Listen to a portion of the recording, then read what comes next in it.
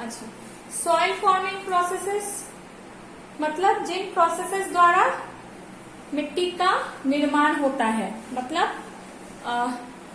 मृदा निर्माण प्रक्रम या प्रक्रियाएं। ठीक है, तो मृदा निर्माणक प्रक्रम, हाँ मैंने जितनी कठिन हिंदी हो सकती है अगर लिखे तो ठीक है। मीनिंग है कि मिट्टी का निर्माण या मिट्टी बनती कैसी है, कौन कौन से प्रोसेसेस है, और अलग अलग प्रोसेस से अलग अलग तरह की मिट्टी का निर्माण होता है। ठीक है, ये बहुत मजेदार चीज है कैसे मिट्टी बनती है।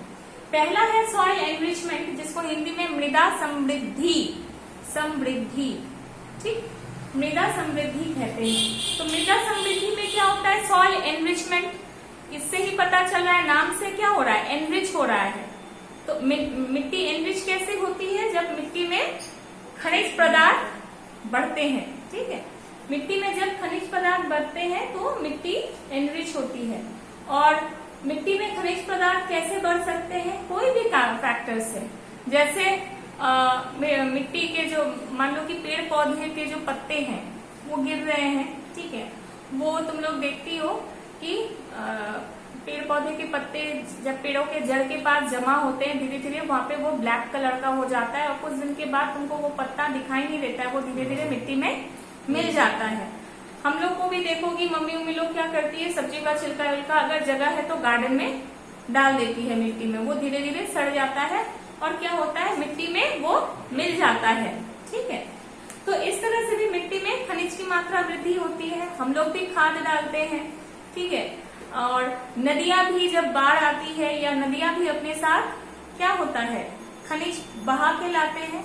जब बाढ़ आती है तो बाढ़ का पानी पूरा फैल जाता है और पानी के साथ खनिज भी फैलता है जो पानी में घुला हुआ रहता है, और जब पानी वापस लौट के चली जाती है वो खनिज क्या होता है, मिट्टी में रह जाता है। इस तरह से भी मिट्टी में खनिज की मात्रा बढ़ती है।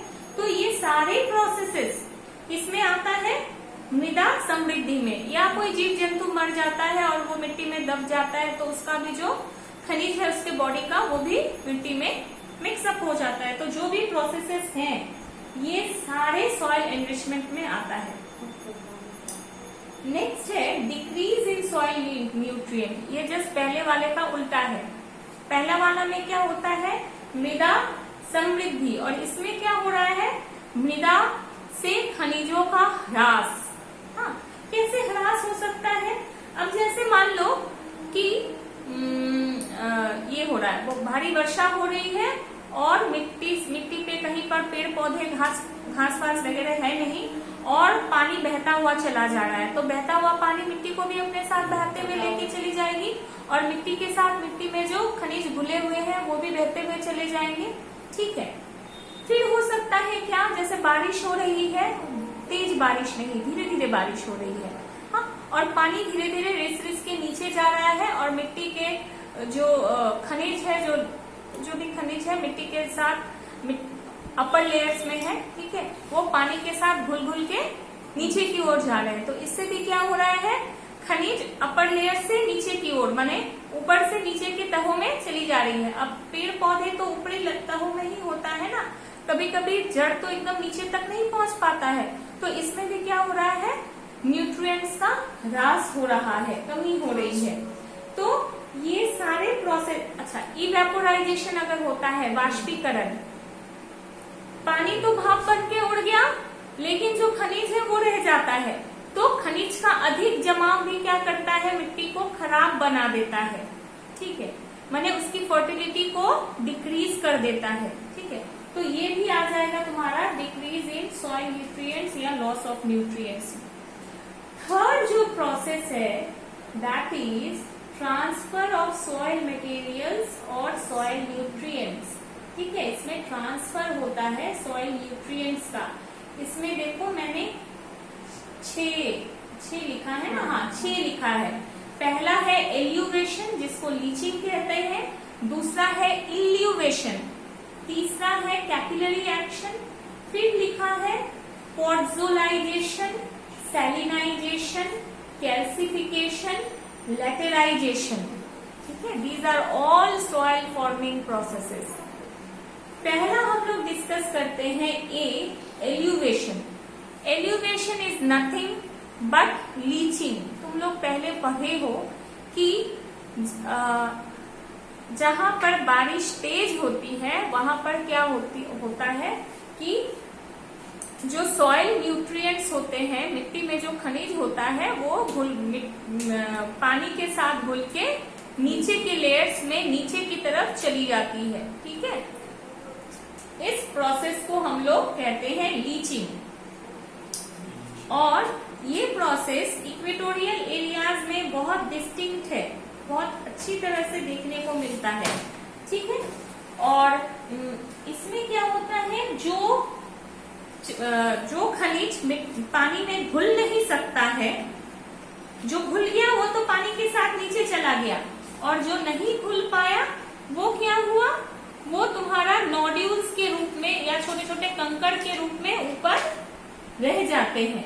ठीक है, उसको हम लोग इस प्रोसेस को हम लोग क्या कहते हैं, लीचिंग या एल्यूवेशन। अच्छा, और एक प्रोसेस होगा, मैंने यहाँ पे लिखा नहीं है, दैट इज लिख सकते हैं, वेदरिंग तो हम लोग पहले ही लिखे थे, ह्यूमिफिकेशन, EFG, ह्यूमिफिकेशन।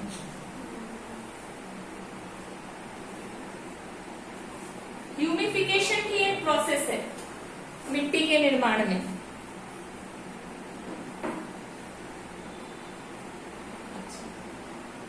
इल्यूवेशन में क्या होता है, एल्यूवेशन, ELLU जो है, एल्यूवेशन को हम लोग हिंदी में अपक्षालन कहते हैं या कहीं कहीं अपवहन भी कहते हैं। ठीक है, एल्यूवेशन को अपक्षालन भी कहते हैं, किसी किसी बुक में अपवाहन भी कहते हैं, अपवहन। ठीक है, नेक्स्ट आता है इल्यूवेशन। इल्यूवेशन माने क्या होता है, जो हम लोग आगे नेक्स्ट इसमें टॉपिक में हम लोग पढ़ेंगे, सॉइल प्रोफाइल्स पढ़ेंगे। हाँ, उसमें हम लोग मिट्टी का होराइजन्स पढ़ेंगे। ठीक है, तो उसमें हम लोग को ये और क्लियर हो जाएगा। तो ABCD जनरली 4 होराइजन्स होते हैं। ठीक है, D में मूलतः आपके पेरेंट रॉक्स होते हैं, D वाला जो है वो रेगोलिथ होता है जनरली। मिट्टी का ABCD ही मेन लेयर्स है। तो एल्यूवेशन में क्या होता है, सेम प्रोसेस है, लीचिंग जैसा ही प्रोसेस है, वो नीचे के लेयर्स की तरफ चला जाता है। लेकिन इल्यूवेशन में क्या होता है, होराइजन A से जा करके होराइजन B में जाके वो निक्षेपित हो जाता है, जमा हो जाता है। ठीक है, और इसीलिए इसको हिंदी में कहते हैं विनिक्षेपण। विनिक्षेपण, विनिक्षेपण मतलब एक स्तर से जा करके, एक परिच्छेदिका से जा करके दूसरे परिच्छेदिका में वो निक्षेपित हो जाती है। तो होराइजन A से जा करके होराइजन B में निक्षेपित हो जाती है।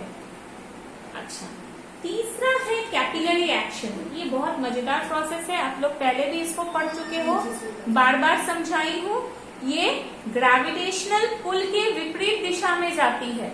माने जो गुरुत्वाकर्षण बल क्या होता है, हर चीज को अपने की ओर खींचता है, माने नीचे की ओर, लेकिन ये उल्टा जाता है। क्या होता है, ये प्रक्रिया खास करके एरिड या सेमी एरिड एरियाज में देखने को मिलता है। शुष्क या अर्ध शुष्क प्रदेशों में जहाँ बारिश कम होती है, वहाँ तो बड़े बड़े पेड़ पौधे नहीं होते हैं, वो भी नहीं पाएंगे क्योंकि बारिश कम होती है। छोटे छोटे घास, छोटी छोटी झाड़ियां। ठीक है, तो छोटे छोटे घास झाड़ियों का जो जड़ है वो ज्यादा डीप नहीं जाता है, तो उन जड़ों को भी तो पानी चाहिए ना। तो वो क्या करते हैं, पानी को खींचते हैं नीचे से, और पानी क्या होती है, तब मिट्टी के नीचे से, नीचे वाले लेयर से ऊपर की ओर आते हैं।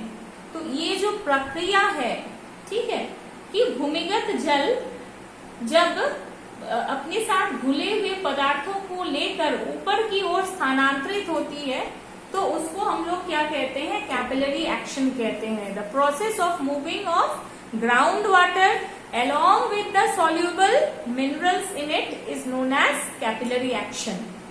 ठीक है, why it is called capillary? Capillary कहाँ होता है, केशिका कहाँ होती है, हमारे शरीर में होती है ना, आर्टरी वेन्स एंड कैपिलरीज होता है ना। तो कैपिलरी क्यों कहते हैं, because the water comes through very very क्या बोले फाइन ट्यूब्स। ये जो पानी आती है ना केशिका क्रिया द्वारा नीचे से भूमिगत जल, वो बहुत महीन महीन ट्यूब से आती है, ठीक है, बहुत महीन महीन ट्यूब मतलब क्या, माने मिट्टी में ही गैप है उससे वो आ रही है पानी ऊपर, इसलिए इसको केशिका क्रिया कहते हैं। Next is पॉडजोलाइजेशन। पॉड माने होती है मिट्टी, ठीक है, पॉड माने होती है मिट्टी, ठीक है। तो पॉडजोलाइजेशन में भी क्या होता है, this process is somewhat same like the eluviation, कुछ हद तक एल्यूवेशन से या अपक्षालन से ये मिलता जुलता ही प्रोसेस है। इसमें क्या होता है, यह कोल्ड मॉइस्ट क्लाइमेटिक एरियाज में होता है, ठंडी और आर्द्र जलवायु प्रदेशों में, ठीक है, ठंडी और आर्द्र जलवायु प्रदेशों में होती है। इसमें क्या होती है कि जो आपके जो सॉल्ट्स हैं, जो खनिज लवण हैं, जो मिट्टी में घुले होते हैं, वो क्या होता है अपर लेयर से लोअर लेयर की ओर चले जाते हैं। मान लीजिए जो सॉल्ट्स हैं, कैल्शियम, मैग्नीशियम, पोटेशियम के जो सॉल्ट्स हैं मिट्टी में घुले हुए, they get transferred from horizon A to horizon B. इससे क्या होता है, होराइजन ए का कलर फेड हो जाता है, कलर तो फेड हो जाएगा ना, उसमें जो घुले हुए लवण है वो चले जाएंगे तो कलर तो फेड हो जाएगा, ठीक है। तो इसको हम लोग, और फेड होके ये ऐश कलर का हो जाता है, तो इस प्रोसेस को हम लोग कहते हैं पॉडजोलाइजेशन।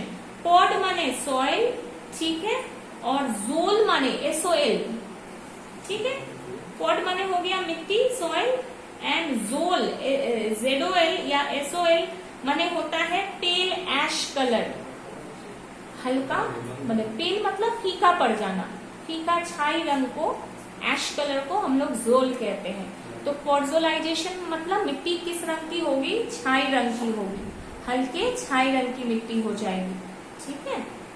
अच्छा, तो ये कहाँ देखने को मिलता है, हम लोग बोले ठंडी आर्द्र जलवायु में, ठंडी है लेकिन आर्द्र भी है, ठीक है। Next is salinization. ये हो गया आपका कैपिलरी एक्शन जैसा ही है, ये arid and semi arid areas में देखने को मिलता है। और इसमें क्या होता है, जब मिट्टी के पानी के साथ घुले हुए आपके जो लवण हैं, जब वो ऊपरी लेयर तक पहुंच जाते हैं, और तब पानी क्या हो जाता है, वाष्पीकृत हो जाता है ताप से, और मिट्टी के साथ घुले हुए जो खनिज और लवण जो पानी नीचे से बहा करके मिट्टी में लाई है, वो क्या होता है मिट्टी के ऊपर डिपॉजिट होने लगती है। और क्या होता है ना, बड़े बड़े माने क्या बोले, बड़े बड़े सॉल्ट्स के वहां पे डिपॉजिट्स पाए जाते हैं, या वहां की मिट्टी में लवण की मात्रा या कैल्शियम की मात्रा बहुत बढ़ जाती है, कैल्शियम हुआ या पोटेशियम हुआ, या तो उसको हम लोग कहते हैं सैलिनाइजेशन। सैलिनिटी माने लवणता, ठीक है। ऐसा मिट्टी हम लोगों को कहाँ देखने को मिलता है, जनरली इन एरिड एरियाज में, डिजर्ट्स एरियाज में, ठीक है। जो आपके गुजरात में जो रण ऑफ कच्छ है ना, कच्छ की खाड़ी, खंबात की खाड़ी, उन आसपास एरियाज में, अगर आपने वो पिक्चर देखा है, कौन सी पिक्चर, अभिषेक बच्चन की जो पहली पिक्चर है, जो 2 अक्षर का नाम है, मुझे याद नहीं यार, उसमें रण ऑफ कच्छ में बहुत अच्छा दिखा है, पूरा सफेद मिट्टी वहां पर होता है रण ऑफ कच्छ में, हो सकता है, मैंने देखा नहीं है, मुझे वो पिक्चर का नाम याद नहीं आ रहा है। अच्छा, एक पिक्चर का नाम बता देने से तुम लोग बहुत जल्दी समझ जाते हो, क्योंकि वो एकदम दिमाग में बैठा हुआ रहता है ना। लैटेराइजेशन प्रोसेस क्या है, ये भी बहुत हद तक बातें नहीं, ये भी बहुत हद तक एलिवेशन जैसा ही है। ये कहाँ पर होता है, हॉट ह्यूमिड क्लाइमेटिक एरियाज में। क्लाइमेटिक एरियाज याद रखना है, हॉट ह्यूमिड मतलब उष्ण आर्द्र। उष्ण आर्द्र प्रदेश में क्या होता है, बारिश ज्यादा होती है, ठीक है, और वहां पर क्या होता है, बरसात के पानी से जो आपका फाइन सिल्ट एंड क्ले जो अपर लेयर्स में रहता है वो सारा वॉश अवे हो जाता है, सारा धुल के चला जाता है, और मोटे मोटे कंकड़ पत्थर जो है, नोड्यूल्स जो है वो ऊपर रह जाते हैं, खास करके आयरन एंड एल्यूमिनियम के ऑक्साइड्स, ठीक है, उसको हम लोग कहते हैं लैटराइट मिट्टी। ये लैटराइट मिट्टी बहुत हद तक माने लीचिंग का रिजल्ट है।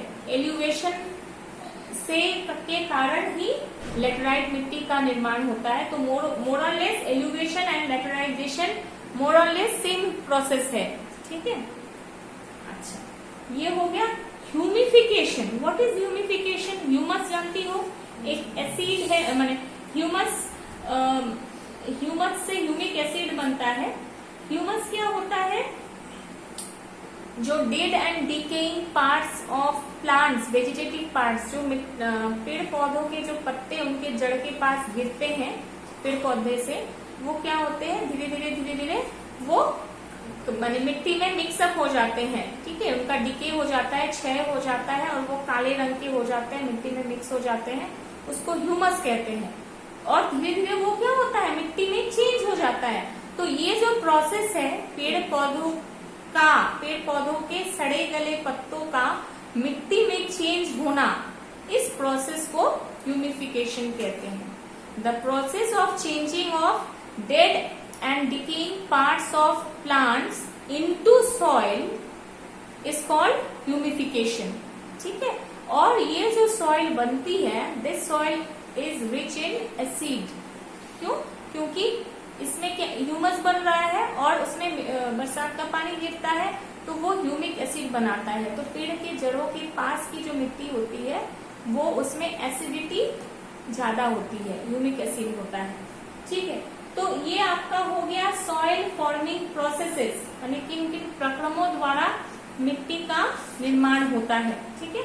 नेक्स्ट टॉपिक हम लोग पढ़ेंगे, दैट इज सॉइल प्रोफाइल।